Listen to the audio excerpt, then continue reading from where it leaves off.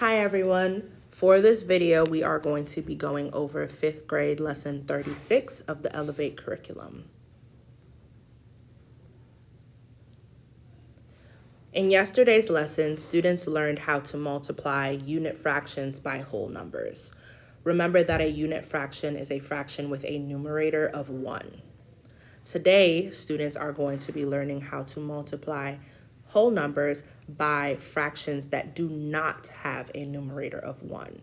So 2, 3, 4, 5, 6, 7, 8, 9.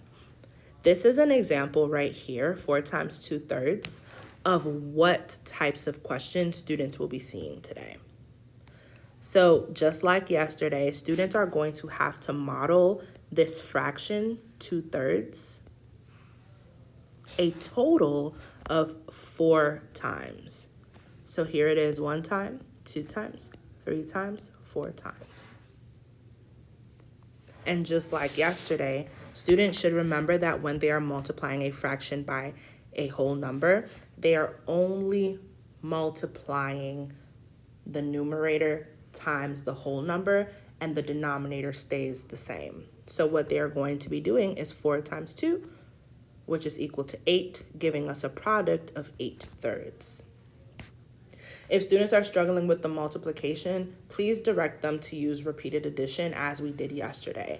So for example, students can do 2/3 plus 2/3 plus 2/3 plus 2/3, and they would do 2 plus 2 plus 2 plus 2, giving them a total of 8/3. Okay? Another way that 8/3 can be written is 8 times 1/3. Okay?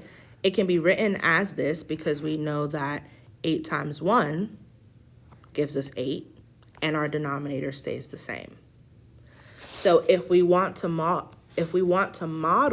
8 times 1/3, we would show the fraction 1/3 a total of 8 times.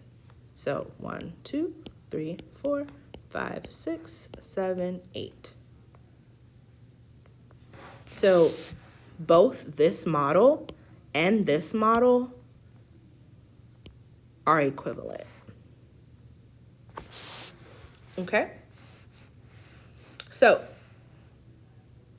as the teacher, you are going to model for students how to multiply 4 times 3/4 using fraction strips. So you're going to spend about 5 minutes. It may take you a little less than that time to explain it to them. So the first thing that it tells you to do is to shade the fraction strips to show the multiplication, right? So again, the fraction that we are working with is 3/4. We are going to show 3/4. 1, 2, 3.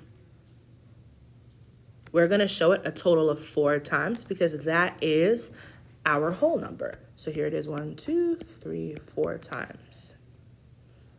So in total, we see that there are 12 fourths that are shaded.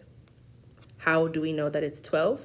Because we have 3 parts shaded in each of the 4 fraction strips.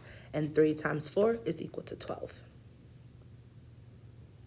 From this model, you can then release students to work on this question with a partner just to gauge whether students are understanding the skill or they're not understanding the skill. You might give them about 1 minute and 30 seconds to do it before releasing them to work independently or in groups for about 12 minutes as you circulate to support. The only thing that's different about the independent practice as well as what you modeled is that there are some word problems included in the independent practice. So if students are struggling with the word problems, please direct them to use the read, draw, write process, or direct them to identify mathematical buzzwords that let them know which operation they need to be using. If you also want to, you definitely can model the first question, which is question number 2. That's a word model, a word problem, so that they are then able to work through the rest of the questions. And then if you have time at the end, definitely go through this discussion question with kiddos. Marley sees a pattern in these equations, so I'm just going to only focus on this one.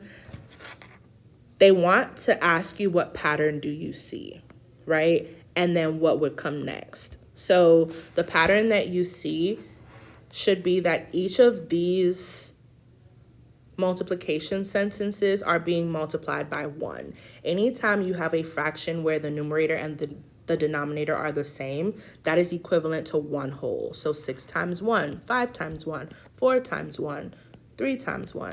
And as we know in math, any number times 1 leaves you with the number that you started with, right? So 6 times 1, so 6 times 6 is 36, and then 6 times,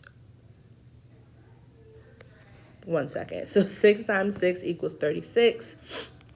Our denominator stays the same as 6, right? 36 divided by 6, which is right here, is equal to 6, right? Same thing. So 6 times 1 is equal to 6. Again, if you multiply any number times 1, your answer will be the initial number that you started out with. So that is the group discussion, or that is the pattern that students should have seen. And then what comes next is this multiplication sentence, because it is going down by 1. So 6, 5, 4, 3, 2.